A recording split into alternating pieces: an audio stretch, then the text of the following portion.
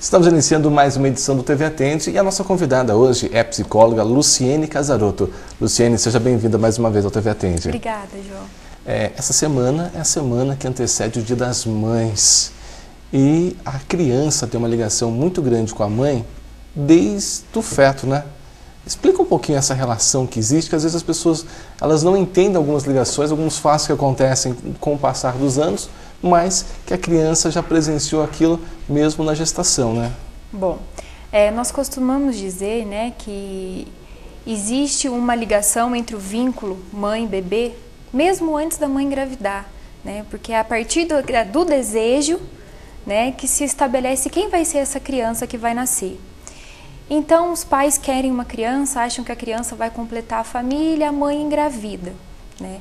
Muitas mães aí engravidam, né, porque querem, outras engravidam sem o desejo, né? Pelo menos conscientemente não existe o desejo. E esquecem de perceber, até mesmo fazer uma leitura, buscar um conhecimento de que a gravidez já começa, a personalidade do bebê, aquilo que o bebê vai ser, já começa desde quando ele é feto, né? Então, não necessariamente ele vai ser isso ou vai ser aquilo, mas são as sucessivas experiências que as mães vão experimentando durante a gravidez, né, que podem estabelecer determinados comportamentos, que podem estabelecer determinadas situações ou até mesmo distúrbios, né, mas isso é uma sucessão de acontecimentos. Então, a mãe começa a estabelecer o vínculo com o seu bebê desde o momento da concepção, né. Até os 3 meses de gravidez é difícil a mãe conseguir estabelecer uma conexão muito forte, porque ainda a barriga não está aparecendo, então é muito mais simbólico, né, ela entender que tem um feto ali dentro. Mas a partir do 3º mês, já se espera que a mãe tenha um diálogo com aquele bebê, que o pai também estabeleça um diálogo, porque com 3 meses o ouvidinho ele já está escutando, né, então ele já começa a perceber as vozes que vêm de fora e até mesmo começa a reconhecer a voz do pai e da mãe. Qual é a importância disso, de manter esse vínculo, de conversar, de cantar? Às vezes até conheço uma história de uma criança que na gestação a mãe ouvia uma determinada música e o filho depois tocava essa música sem nunca ter feito uma aula, nada, só pelo ouvido. Pois é, porque a criança já começa a reconhecer aqueles sons, né, que vêm de fora. Então, por quê? Porque o ouvido já está desenvolvido, depois dos 6 meses já as conexões nervosas começam a ser mais fortes, já começam a existir, né? Então quer dizer que o bebê está entendendo o que está acontecendo, né? Tudo que a mãe sente, o bebê sente. Claro que não é da mesma maneira que a mãe, né? Mas se o bebê está conectado à mãe de uma forma que o cordão umbilical leva tudo que a mãe come, tudo que a mãe bebe leva para o bebê, leva também hormônios, né? Então, se a mãe está muito estressada, se a mãe está muito triste, provavelmente são hormônios que vão ser levados para o bebê e de alguma maneira ele vai sentir o que está acontecendo, né? Crianças podem ter traumas nesse período, no período de gestação. A mãe passa uma emoção muito forte, uma tristeza muito forte, e a criança muitas vezes tem um trauma de alguma coisa que ela não sabe do que é, mas foi nesse período de gestação. Existem muitos estudos ainda nessa área, né, que não se pode afirmar, mas também não se pode negar que isso acontece. O que a gente tem certeza que acontece que são esses hormônios, como o cortisol, que é o hormônio do estresse, é levado para a criança, então a criança nasce, né, com vamos dizer assim no popular, uma carga maior de hormônio, né, que vai fazer com que ela não consiga se tranquilizar tão facilmente como outras crianças que não tiveram esse estresse durante a gravidez, né, e que nasceram num ambiente super tranquilo, que vieram do ambiente super tranquilo. Então, fazendo essa comparação, né, já se sabe que isso é existente, né, que os hormônios que são gerados para a mãe, a adrenalina, o cortisol, são levados para o bebê, para o feto, né? Então, consequentemente, se a gente fizer uma comparação entre bebês, que a mãe teve uma gravidez super tranquila, que o bebê foi desejado, que a mãe conversava muito com esse bebê, que o pai também proporcionava um ambiente tranquilo para essa mãe, que também estabelecia um contato já dentro da barriga, comparado com aquelas que não foram desejadas, que a mãe não estabelece uma ligação forte já com o bebê, que acha que aquele bebê só está atrapalhando, que está fazendo ela ganhar peso, que está incomodando, que tem uma série de sensações que não são legais. Se a gente pegar esses dois bebês e comparar após o nascimento, a gente vai ver que existe uma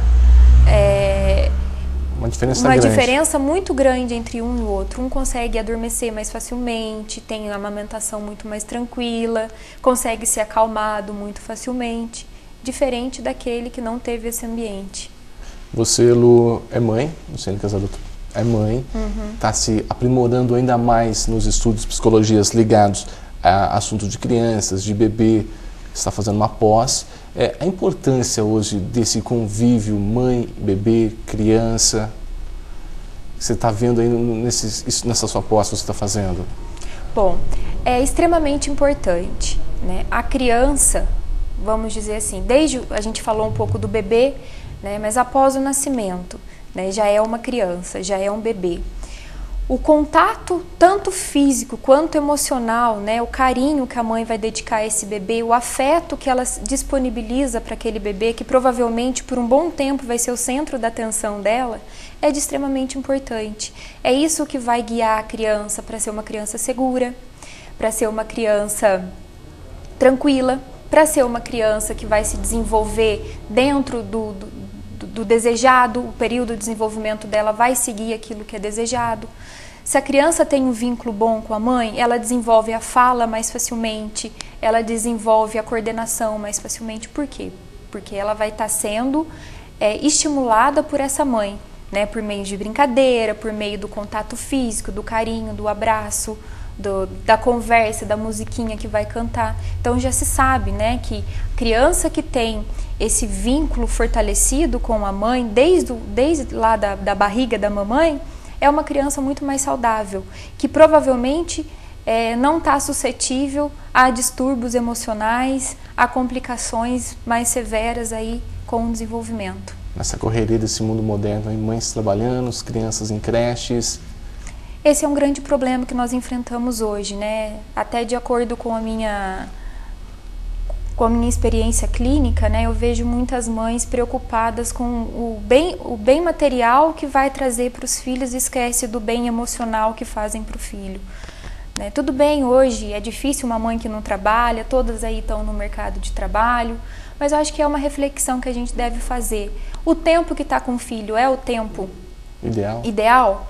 E se, mesmo que for um período curto de tempo, mas é um período aproveitado, porque tem mães que ficam 24 horas no dia com os filhos e não aproveitam esse tempo. E tem mães que ficam 3, 4 horas por dia, mas é um tempo aproveitado, né? De sentar no chão, de brincar, né? De fazer um desenho, de assistir um desenho junto e poder conversar sobre aquilo ali, de assistir um filminho e poder falar sobre o filme, de ter um dia onde a família vai estar reunida para fazer pelo menos uma refeição no dia junto, que isso é extremamente importante. Né? É um período onde a mãe vai poder conversar, perguntar para o seu filho como que foi na creche, como que foi na escola. Né? Vai poder fazer tudo isso? Bom, se fizer tudo isso, ótimo. Mas aqueles que não fazem provavelmente vão pagar um preço futuramente. As crianças que não têm esse contato direto com as mães, o que pode acontecer futuramente? Bom, nada é regra, né? Eu acho que tudo vai depender da somatória, da sucessão de acontecimentos que aquela criança, aquele adolescente vão enfrentar ao longo da vida. Né? Mas meninas são mais vítimas de transtornos internalizantes, que a gente chama. Que quer dizer o quê? Melancolia, depressão, né? São distúrbios mais internos, que ela não vai conseguir colocar isso para fora de alguma maneira. E meninos são mais suscetíveis a transtornos externalizantes, que é transtornos de conduta, são transtornos desse tipo de não conseguir respeitar os limites, né? Que a gente sabe que é extremamente importante, porque provavelmente não conseguiram ter limites em casa, né? Pais por trabalharem fora muito tempo, esquecem, né, de que o tempo, além de ser necessário de ter um vínculo interessante com o filho, de colocar limite também, né? Então, vão ser vítimas de dois tipos de transtornos. A vida da mulher não é fácil, da mãe também não, principalmente quem trabalha. Como ela deve agir para não ter uma sobrecarga sobre ela? Trabalho, marido, casa e também o filho. Uhum. Existe algum trabalho que você já viu, alguma coisa assim, para dar uma aliviada? Bom, primeiro a gente tem que pensar, né, que filho é uma decisão muito importante que a mulher toma, porque uma vez sendo mãe, você nunca mais vai deixar de ser mãe, né? Você vai carregar essa marca para o resto da sua vida. Então, não existe ex-mãe, você vai ser mãe sempre. Agora, no mundo pós-moderno que chamamos, né, e os pais precisam, antes de se tornarem pais, fazer uma reflexão. Quero ter um filho? Quero, mas como vai ser a vida após o filho? Na divisão de tarefas, né? Porque a mulher hoje não está mais sozinha em casa para cuidar dos filhos, né? Ela precisa de um terceiro, né, para apoiá-los, não é para passar a educação para esse terceiro, né? E então, uma divisão de tarefas, onde o pai entra também naquela rotina de casa, né, de ajudar as mães, né, a dar um reforço para a mãe poder cuidar dos seus filhos. Agora, é um preço muito alto que as mulheres estão pagando, né, porque é muito difícil conseguir conciliar trabalho e conciliar a vida de esposa e a vida de mãe, né? Então é necessário ter uma reflexão antes mesmo de se tornarem mães, até para saber como vai fazer após o nascimento do filho. Vai deixar o trabalho? Vai continuar no trabalho? O marido está disposto, né, a trocar a televisão, o futebol para poder cuidar dos filhos, ajudar nas tarefas de casa? É necessário haver essa reflexão. Muitas vezes essa reflexão não acontece. Hoje a gente percebe um número elevado de mães adolescentes e que não estavam preparadas para serem mães. Acho que ainda precisam mais da mãe do que ser mãe. Pois é, a maioria dos adolescentes, quando se tornam mães, elas não conseguem se olhar como mães porque elas ainda são muito filhas, né? Não têm maturidade suficiente para se ver como mãe, né? Então se tornam ou muito dependentes da avó da criança, ou passa, né, o filho para a avó cuidar e se desfaz daquela criança, né, como se não fosse filho deles, né? Por quê? Porque a maternidade, ela é um período muito solitário para a mulher, porque a mulher tem que dar conta do seu passado como filha para poder cuidar do seu filho. Então, muitas sombras que a mulher tinha em relação à sua própria maternidade são colocadas à tona a partir do momento que ela se torna mãe. Isso para uma mulher, né? Agora, para um adolescente, é muito mais complicado, né? Muito mais difícil. Por isso, é necessário haver essa reflexão, né? Por isso, há necessidade de ter o desejo em se ter um filho, né? Não é deixar acontecer, né? É colocar o desejo em primeiro lugar. Eu quero esse filho, eu estou preparada para ter esse filho, procurar ajuda, né? Hoje existem grupos para gestantes, existem grupos para mães de primeira viagem aí, né? Para apoio psicológico, apoio mesmo de enfermeira para poder ajudar nos cuidados. Então vamos buscar essas ajudas para ter uma maternidade, para ter uma gestação legal e para ter uma maternidade também, né, saudável. Tá certo, Lu, eu agradeço a sua participação e até uma próxima oportunidade. E parabéns pelo Dia das Mães. Obrigada. Começamos hoje com a psicóloga Luciene Casarotto.